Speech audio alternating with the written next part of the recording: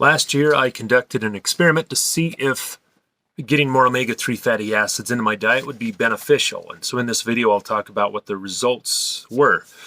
So first off, let me describe the problem really quickly. So historically, throughout human history, the ratio of omega-6 to omega-3 fatty acids in the human diet was about 1-to-1. However, in modern humans, it's rather badly off, with omega-6s outpacing omega-3s by as many as 20 or 30 times. And there's some suggestion that this isn't necessarily good for you. There's two main reasons that the omega-3 to omega-6 ratio is badly off. One of them, the first one, is that, well, it's pretty simple. One of them is we're getting a lot more omega-6s and we're getting fewer omega-3s.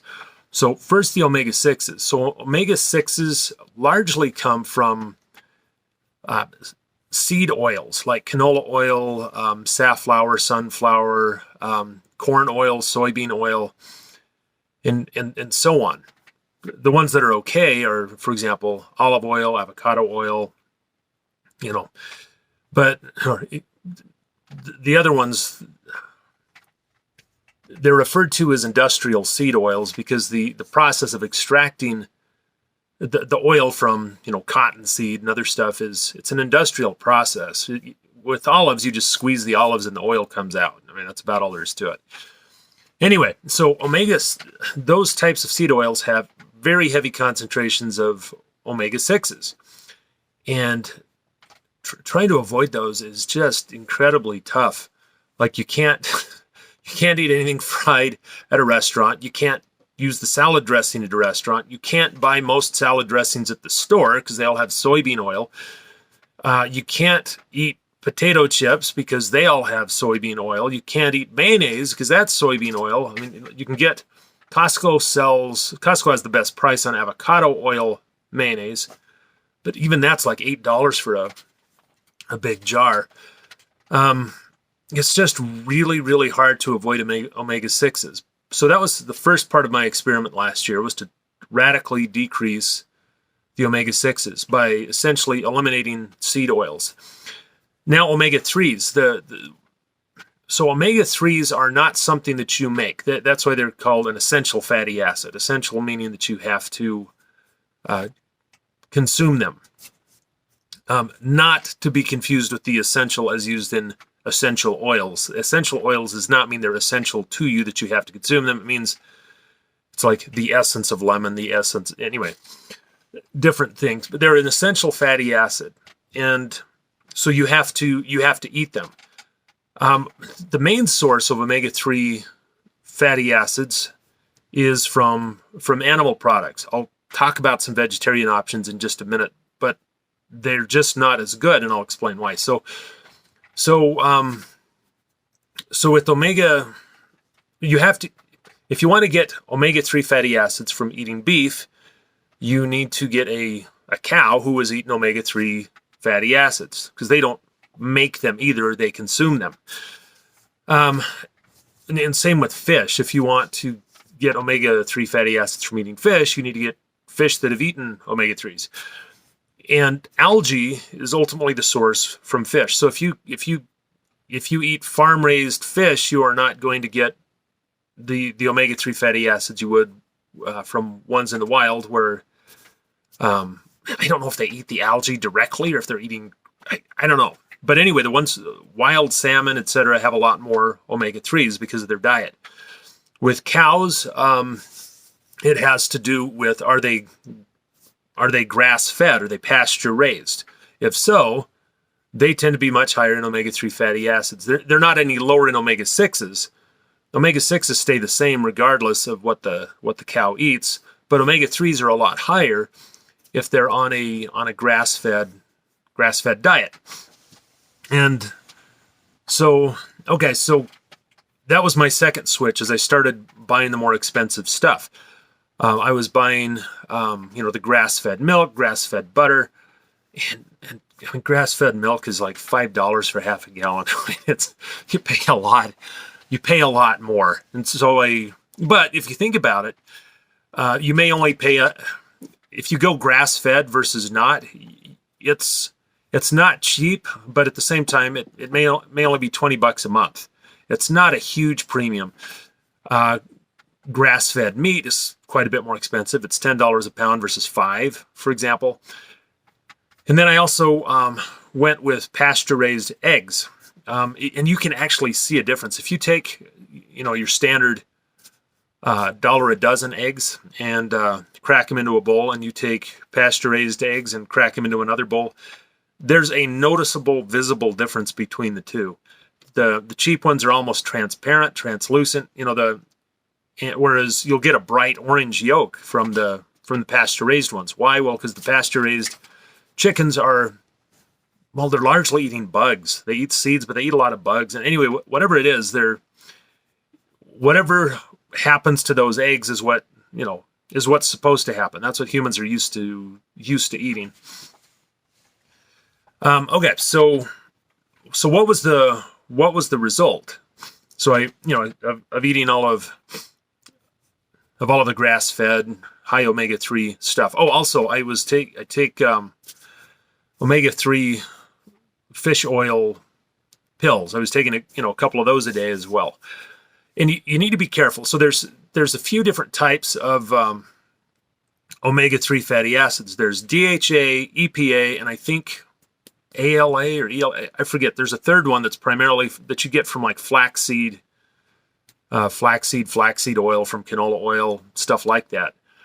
And DHA and EPA are the ones that you want to get into you. Your body is able to take the third type and break it down into DHA and EPA. And so there is some benefit from eating the other ones. So I was eating flaxseed oil, mixing that into smoothies and stuff, or flaxseed. I was mixing that into smoothies. But then I found out that like a very, very, very small percent of that actually gets converted. It's like a 5 or 10% conversion rate that actually becomes EPA, or the two ones that you want to get. So you actually so getting a fish oil supplement actually is recommended. It's one of those things that actually does have a history of research showing that there's benefit. And I'll get to the benefit very shortly. So okay, I'll get to it now. In fact, so during the summer, one of my things that I like doing is I like climbing the mountains.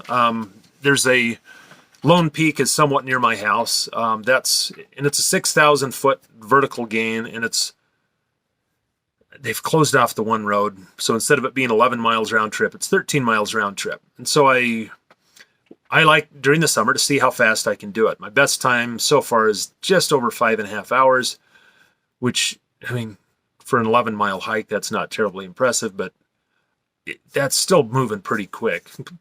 6 hours is more typical. 5.5 is my best. So you climb up, and then when you come down, I usually run, and you're just sore. At least I'm just sore. Not muscle sore, but my joints were. You feel like you're pounding on your joints running down the hill, because you are pounding on the joints running down the hill. And so I'd frequently have sore joints when I got to the bottom. You're obviously tired because you've just burned 6,000 calories in a few hours. But also, my joints would be bugging me. Also, if I played basketball at the gym, I would feel it for 2 or 3 days afterwards. My knees would be sore, my back would be sore from just the pounding on the hardwood. So last year I did the experiment to reverse omega-3s, and I noticed first time I did Lone Peak last summer, running down the hill, I just wasn't sore. I wasn't fighting against soreness the whole way down the hill. I just was able to run, and it wasn't a big deal. I played basketball at the gym a couple of times, and I'd play an hour-long game, several games compressed into an hour. It was pickup. And I felt no different the day after the game than the day I had played. Just soreness was noticeably lower. And when I looked into it, one of the problems with having a high omega-6 versus omega-3 is that your inflammation is higher. And inflammation is kind of a vague concept, and I don't really have a good handle on what it means, other than it makes sense that if your joints are less inflamed, they're going to hurt less. So some of the other benefits claimed by the Mayo Clinic, I'm just looking at my screen here, it reduces your risk of strokes and heart failure, reduces irregular heartbeats. Apparently there's some other benefits like that. Fine, that's fine with me. I just do it because for an extra, $20 a month, I just feel better. I'm not sore, I'm not worn out, etc. How quickly do these act? So this is the way it takes a few months for your omega-3 to omega-6 body composition to adjust. Possibly longer. It just depends on how far out of whack it is and what you're doing to fix it. But it does take a while. Fat's with you for a long time. It's storage. It's long-term storage, and so it takes a while to change the composition. I don't know if you're a fat person versus a skinny person, if that affects it as well. I just simply don't know. But it does take a while. So I had been doing it for 3 or 4 months before I did my run, and I've just continued it since then. It's just a small price to pay for feeling better. And so that's it. If you have questions, let me know. I'd be happy to answer them, at least as much as I'm able to. And if you haven't subscribed to my channel yet, please do. It helps the algorithm send more people my direction. Thank you much.